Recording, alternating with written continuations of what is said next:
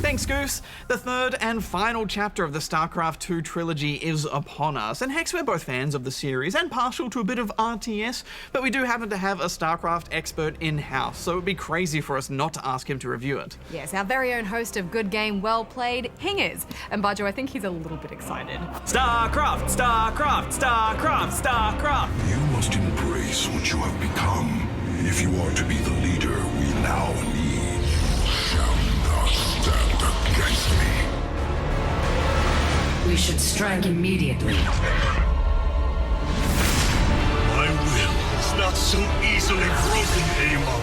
My life for ire. We are finally free to become something more, and you will not stop us. StarCraft II Legacy of the Void is the latest addition to the very popular space opera franchise, which started way back in 1998. Over the past 17 years, a lot has changed around the edges of the game, but the fundamental RTS mechanics that define the series remain in place. Hostiles on the right. The single-player campaign wraps up the story of Terran Rebel turned Commander Jim Raynor and Kerrigan, the Queen of Blades. Kerrigan. Although this campaign transcends the traditional war against the Zerg, as an ancient galactic evil is awoken and the stakes are risen higher than ever before. There is nothing left of you. You are wrong. For the bulk of the main campaign, you play as Artanis, the leader of the Protoss.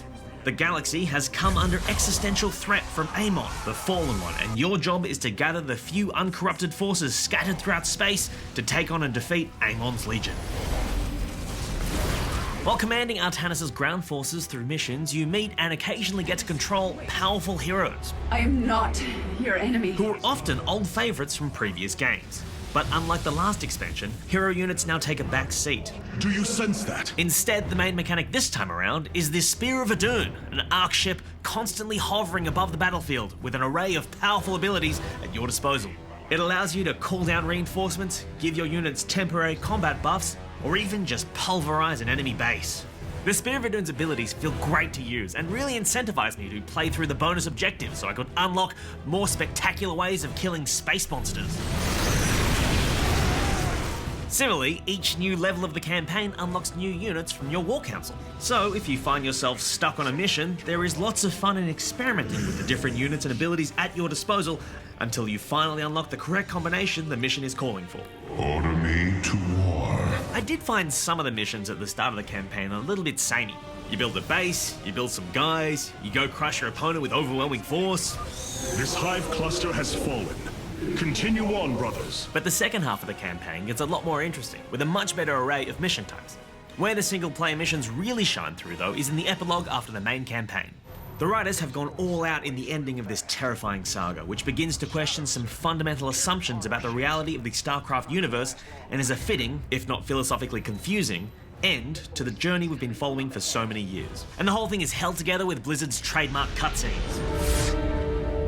It seems fate has drawn us together. Once you're done with the campaign, you'll also want to try your hand at multiplayer, which for me has always been the best thing about the StarCraft series. StarCraft is a game that is almost entirely about good decision making. There are so few random elements of luck or chance in the game that you leave each ladder match feeling either 100% crushed or elated, and this is what makes it such a compelling multiplayer experience. StarCraft teaches you personal responsibility.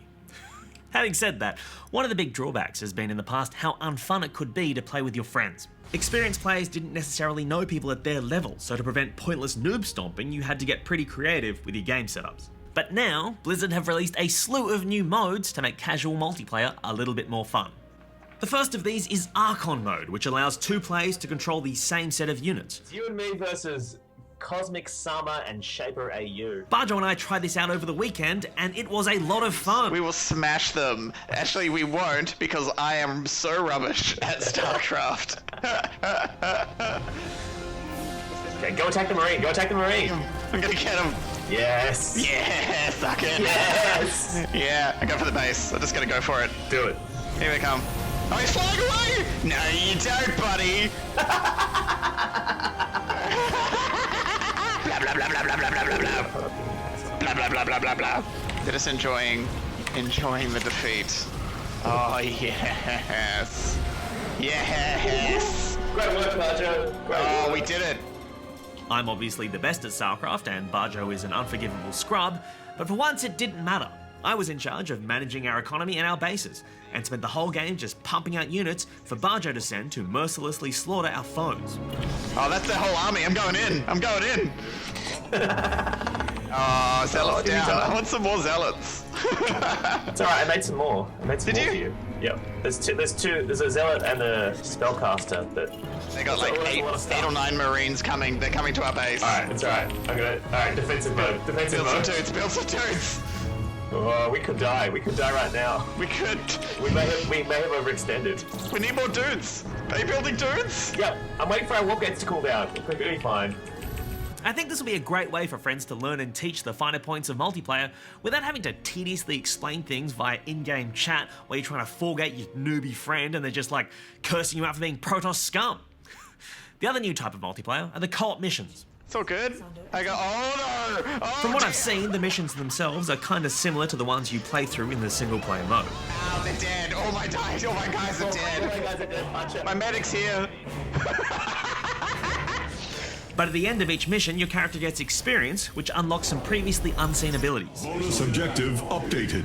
Yeah! These new modes are an exciting addition for the casual player, but the core of multiplayer will always be the classic 1v1 matchups, and thankfully they are more complex than ever. The big changes are the new units. There are balances and tweaks to the existing units in gameplay, but each race is also getting 2 additional units, including the return of the classic Zerg Lurker, which we haven't seen since Brood War. The new units are an attempt by the devs to fill holes in particular in-game compositions. So rather than just adding straight up ranged or melee units, the new units have very specific and complex roles that require dedicated strategies. Gone are the days of just building more stuff than your opponent and just moving across the map. Now, more than ever, you've got to be on the lookout for powerful unit counters, harassment, and just straight up sneak attacks, which if go unnoticed, will lose you the game. Also, on a personal note, carriers have received a buff, making them more viable than ever. Entaro Adun, Mr. Carrier!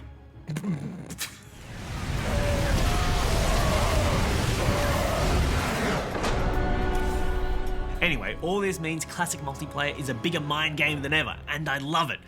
That's not to say I love all the new changes. I mean, I will never, ever, ever accept that siege tanks should be able to be dropped in siege mode. It's ridiculous. What's up? As if Terran wasn't easy mode before, now it's just a f***ing joke. And for Australian players, Blizzard has finally brought local servers online, which means more high-level competitive play for local talent. My sick APMs are finally lagless. But we should say that Blizzard do make a real point of developing and balancing the game over time in response to match data. This means the game we're playing at release could be very different to the game we're playing in 12 or 24 months, which is super exciting if you're a fan of the franchise. Fundamentally, the game is building on the close to perfect RTS formula we saw in the original title, and by adding complexity in both single and multiplayer modes, there's just so much stuff to get through, which makes this an absolute joy to sink your teeth, or side blades, into. So Hingers, what's your verdict? Well, I've always been a huge fan of the franchise, and I feel like I've always been a fanatic of the StarCraft universe and the StarCraft gameplay and the StarCraft community. You know, Legacy of the Void, it just exceeded all of my expectations, and I'm gonna give it 5 out of 5 StarCrafts. Stars, you mean stars? What did I say? He said StarCrafts. StarCraft.